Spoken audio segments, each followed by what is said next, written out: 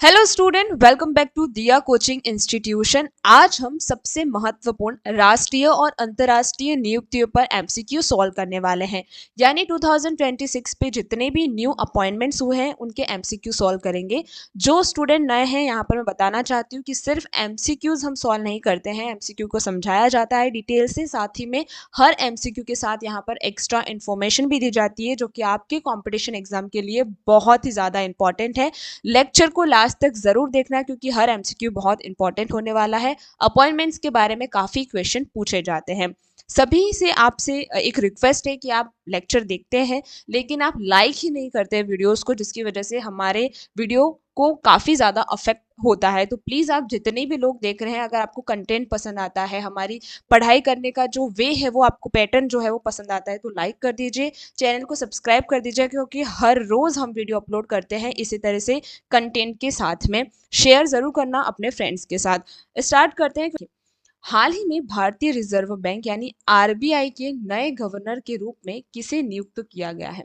हाल ही में भारतीय reserve bank RBI के नए गवर्नर के रूप में किसे नियुक्त किया गया? Option A Shaktikanta Das, option B doctor Michael Matra, option C Arijit Patel या फिर ऑप्शन डी है रघुराम राजन। तो यहाँ आपका option B doctor Michael Patra बिल्कुल सही हो जाते हैं, जो कि सभापति है। नेक्स्ट इंफॉर्मेशन जो आपको यहाँ पर ध्यान में रखनी है, शांति कांत दास का कार्यकाल पूरा होने पर इन्हें जिम्मेदारी दी गई है। तो इनसे पहले कौन थे? शांतिकाल दास थे। इसके बाद गवर्नर की नियुक्ति भारत सरकार की कैबिनेट समिति करती है। ये आपका पॉलिटी के अंदर क्वेश्चन आ सकता है कि गवर्नर की नियुक्ति कौन करता है, यानी कैबिनेट की नियुक्ति कौन करता है, इस तरह से क्वेश्चन आ सकता है। आरबीआई के जो गवर्नर होते हैं उनकी नियुक्ति कौन करता है? तो जो कैबिनेट समिति होती है वो करती है। इनका मुख्य काम महंगाई यानी इन्फ्लेशन को कंट्रोल करना और रुपया संभालना होता है। कौन है? आरबीआई के जो गवर्नर होते हैं वो। आरबीआई गवर्नर का कार्यकाल सामान्य 3 साल का होता है। ये आपका क्वेश्चन पूछा जा सकता है।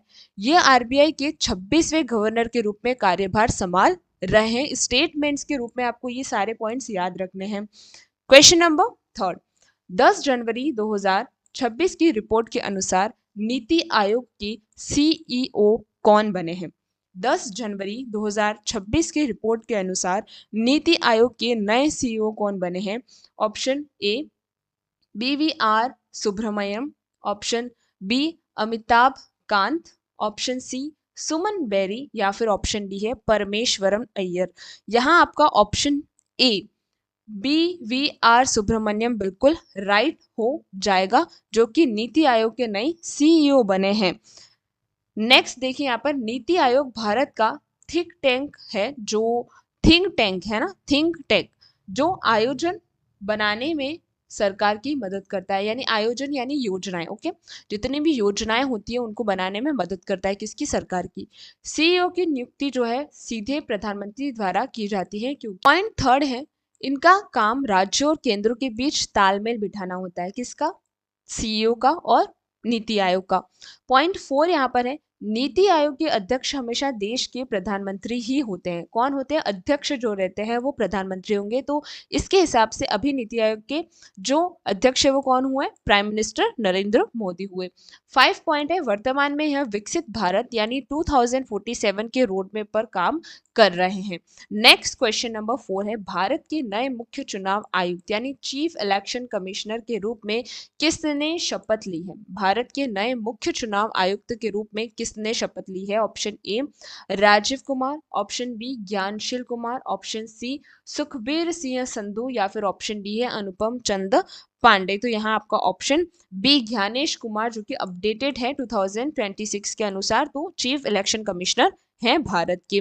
इसके रिलेटेड पॉइंट्स आपके आ सकते हैं कि इनका सबसे बड़ा काम है 2026 के विधानसभा चुनावों की निष्पेक्षणा करना, है ना, निष्पक्ष करना, यानी वो संभालेंगे कि विधानसभा के चुनाव सही से हों। पॉइंट सेकेंड है, मुख्य चुनाव आयुक्त का कार्यकाल 6 साल होता है और वो 65 वर्ष की आयु तक होता है, यानी 65 में उसका क्या हो जाएगा? रिटायरमेंट हो जाता है। इसके बाद वो नहीं बन सकते हैं। पॉइंट नंबर 3, इनकी नियुक्ति राष्ट्रपति द्वारा एक विशेष समिति की सलाह पर की जाती है। आपको याद रखना है, पॉलिटी में ये पूछा जाता है। पॉइंट 4 है, इन्हें पद से हटाना बहुत मुश्किल है।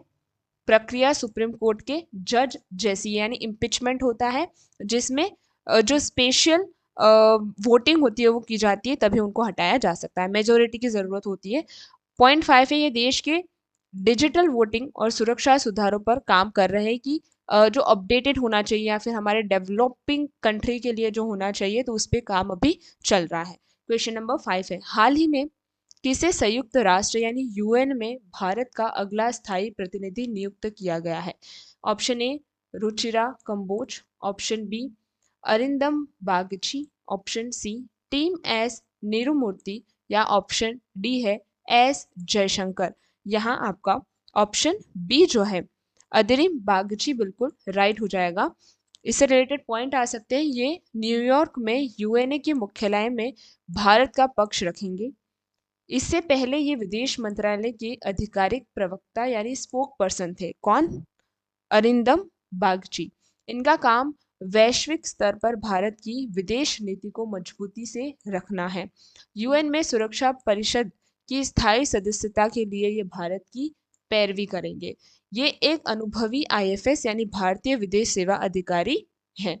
नेक्स्ट क्वेश्चन है, रेलवे बोर्ड की पहली महिला अध्यक्ष और सीईओ कौन बनी है? जय वर्मा सिन्हा, रेखा शर्मा, माधवी पुरी बुच, या फिर ऑप्शन डी है शांति श्री धुलीपुड़ी। तो यहाँ पर आपका ऑप्शन ए जया वर्मा सिन्हा है ना, जय वर्मा सिन्हा राइट हो जाएगा। रेलवे बोर्ड की पहली महिला अध्यक्ष सीईओ बनी है ये।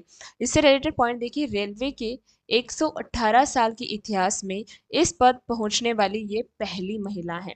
इनका मुख्य फोकस कवच यानी एंटी कॉलिजन सिस्टम को देश भर में लागू करना है, आपको ये याद रखना है। ये भारतीय रेलवे के आधुनिकीकरण और वंदे भारत ट्रेनों के विस्तार को देख रही हैं। इन्होंने अपनी पढ़ाई इलाहाबाद विश्वविद्यालय से की है। रेलवे बोर्ड रेल मंत्रालय की सबसे बड़ी कार्यकारी संस्था है। कौन? रेलवे बोर्ड सबसे बड़ी संस्था है रेलवे मंत्रालय की। नेक्स्ट क्वेश्चन नंबर 7 यहाँ पर है, 16वें वित्त आयोग जिसे हम फाइनेंस कमीशन बोलते हैं यानी 16th फाइनल कमीशन के अध्यक्ष के रूप में किसे नियुक्त किया गया है?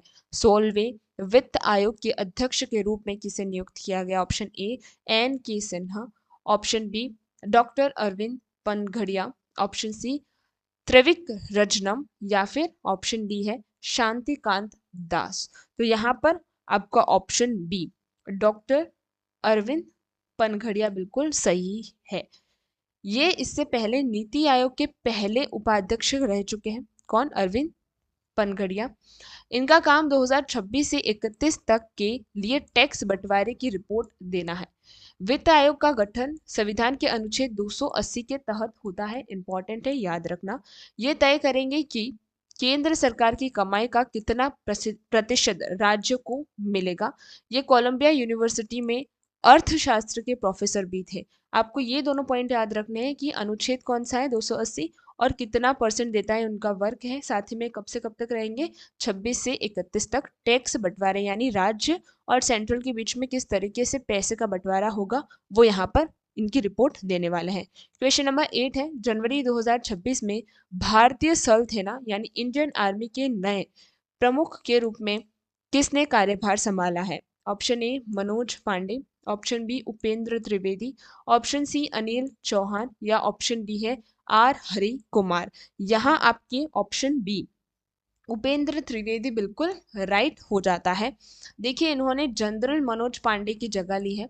ये अग्निपथ योजना और सेना के तकनीकी सुधारों का नेतृत्व कर रहे हैं। सेना प्रमुख का कार्यकाल 3 साल या 32 वर्ष की आयु तक होता है। किसका? सेना प्रमुख का। इनका मुख्य ध्यान चीन और पाकिस्तान सीमा पर सुरक्षा मजबूत करना है।